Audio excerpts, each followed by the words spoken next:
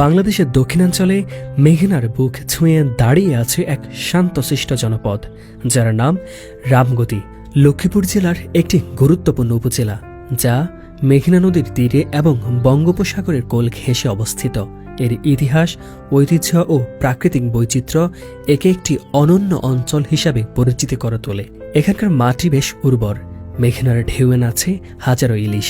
এখানে মেঘনা আর মানুষের এক অদ্ভুত সখ্যতা রয়েছে।